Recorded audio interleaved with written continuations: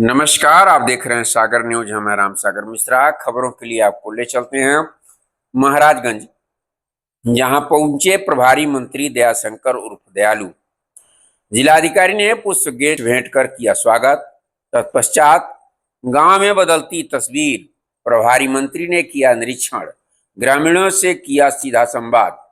बात करेंगे महाराजगंज 5 अगस्त 2025 जनपद में विकास योजनाओं की जमीनी हकीकत को परखने एवं जनता से सीधा संवाद स्थापित करने के उद्देश्य से जनपद के प्रभारी मंत्री एवं राज्य मंत्री स्वतंत्र प्रभार आयुष खाद्य सुरक्षा एवं औषध प्रशासन डॉक्टर दयाशंकर मिश्रा दयालु जी ने आज महाराजगंज के विभिन्न क्षेत्रों का दौरा किया।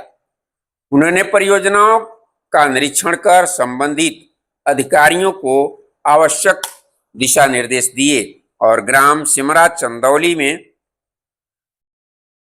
आयोजित ग्राम चौपाल में ग्रामीणों से संवाद किया।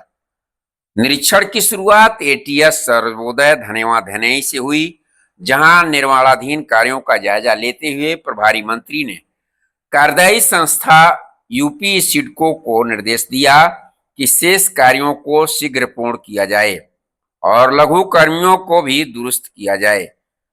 साथ ही समाज कल्याण अधिकारी को यह निर्देश दिया गया कि विद्यालय संचालन हेतु अध्यापक नियुक्ति और फर्नीचर उपलब्धता के लिए शासन को पत्र प्रेषित करें, जिससे आगामी शैक्षणिक सत्र में संचालन आरंभ हो सके। इसके बाद उन्होंने जवाहर नवोदय विद्यालय का अवलोकन किया, जहां छात्रों से संवाद करते हुए उन्हें मेहनत और अनुशासन के साथ लक्ष्य की ओर बढ़ने की प्रेरणा दी। उन्होंने कहा कि इस विद्यालय में पढ़ने वाले छात्र देश का भविष्य हैं और उनका परिश्रम भी उन्हें आगे बढ़ाएगा। इस अवसर पर उन्होंने विद्यालय परिसर में सहजन वाटिका की स्थापना की शुरुआत भी की। उन्होंने स्वयं सहजन का पौधा लगाया और अन्य जनप्रतिनिधियों, जिला पंचायत अध्यक्ष एवं सदर विधायक ने भी पौधारोपण में भाग लिया। प्रभारी मंत्री ने फिर ग्राम पंचायत सिमरा चंदौली में ग्राम चौपाल का आयोजन किया और ग्रामीणों से संवाद करते हुए केंद्र एवं राज्य सरकार की योजनाओं की जानकारी साझा की। उन्होंने कहा कि मुख्यमंत्री योगी आदित्यनाथ के प्रयासों से अब ग्रामों में भी सचिवालय की स्थापना हो चुकी है, जो ग्राम सशक्तिकरण का प्रतीक बन चुके हैं। पहले जहां लोगों को एक राशन कार्ड बनवाने के लिए तहसील या जिला मुख्यालय जाना पड़ता था, वहीं अब ग्राम सचिवालय में ही यह कार्य हो रहा है। अब छोटे बड़े सभी कार्य बिना सिफारिश और भागदौड़ के गांव में ही निपटाए जा रहे हैं। उन्होंने यह भी कहा कि शिक्षा, स्वास्थ्य और आजीविका के क्षेत्र में सरकार ने ठोस कार्य किए हैं। प्रदेश में हर जिले में पीपीडी मोड पर मेडिकल कॉलेज की स्थापना की गई है। आयुष्मान भारत योजना के तहत प्रत्येक परिवार को 5 लाख तक का सालाना मुफ्त इलाज उपलब्ध कराया जा रहा है। इससे गरीब परिवारों को बड़ी राहत मिली है। उन्होंने यह भी बताया कि इस योजना के तहत 5 वर्षों में परिवारजन 25 लाख तक का इलाज करवा सकते हैं। प्रभारी मंत्री ने महिलाओं के उत्थान के लिए चलाई जा रही लखपति दीदी योजना की भी जानकारी दी। उन्होंने कहा कि यह योजना ग्रामीण महिलाओं को आर्थिक रूप से आत्मनिर्भर बना रही है।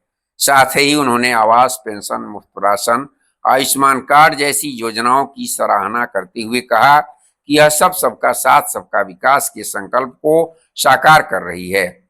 इसके बाद उन्होंने सिमरा चंदौली में जल जीवन मिशन की परियोजना का निरीक्षण किया। आइए जानते हैं क्या कहते हैं दयाशंकर मिश्र उर्फ दयालु। माननीय मुख्यमंत्री जी का निर्देश है कि प्रत्येक जिले अपने काम का जो लेखा जोखा है उसमें हमारे अधिकारीगण जिले के प्रत्येक विभाग के लोग सिंचाई का, खेती का मौसम है तो नहरों में पानी की उपलब्धता हो, खाद की सुलभता हो। आने वाले दिनों में, पिछले दिनों बरसात चूँकि कम हुई थी हमारे ज़िले में, लेकिन हमारी नहरें बदस्तूर लगातार चलती रही तो पानी की उपलब्धता बनी रही। 2-3 दिनों से अच्छी बरसात मिल रही है। तो ऐसे वो सारे विषय, चाहे वो बिजली हो, पानी हो, सड़क हो, स्वास्थ्य हो, शिक्षा हो, प्राइमरी शिक्षा की भी बात हुई, अस्पतालों में दवाओं की उपलब्धता की बात हुई। तो मैंने कहा ना कि जिले की सारे उन विषयों पे चर्चा हुई, हमारी सड़कों पे काम हो रहा, हमारे जो पुल पुलिया नहरें बन रही उस पे काम हो रहा। दूसरा कि उत्तर प्रदेश का देश की $5 ट्रिलियन की इकोनॉमी में जो हमारे लिए एक ऐसा विषय है जो जिलों की पहचान बनता जा रहा है। उत्तर प्रदेश का योगदान $1 ट्रिलियन इकोनॉमी का है। वो हमारे जो 3 सेक्टर बनाए गए हैं, प्राइमरी, सेकेंडरी और टर्शियरी, जैसे हमारा जिला कृषि उत्पादक जिला है, तो कृषि के क्षेत्र में हमारे जिले का सर्वाधिक योगदान है। फल है, बागवानी है, मत्स्य पालन है। मत्स्य पालन में महाराजगंज जिला उत्तर प्रदेश में सबसे प्रथम नंबर पर है। तो हमारी उपलब्धियां किन विषयों पर है, हमारा प्रति व्यक्ति आय बढ़ाने में किन किन विषयों पर काम करके हम लोगों की आय में इजाफा कर सकते हैं, सहकारिता वो विषय है। और बहुत सारे ऐसे विषयों पर आज चर्चा हुई। मुझको लगता है कि हम लोग 4 से 5 घंटे बैठ के इस पर बात किए हैं, तो ये बड़ी ही सार्थक बैठक आज की रही है। खबरों के लिए बस इतना। नया अपडेट लेकर फिर होंगे हाजिर। तब तक के लिए दीजिए इजाजत। जुड़े रहिए सागर न्यूज से राम सागर मिश्रा के साथ। नमस्कार।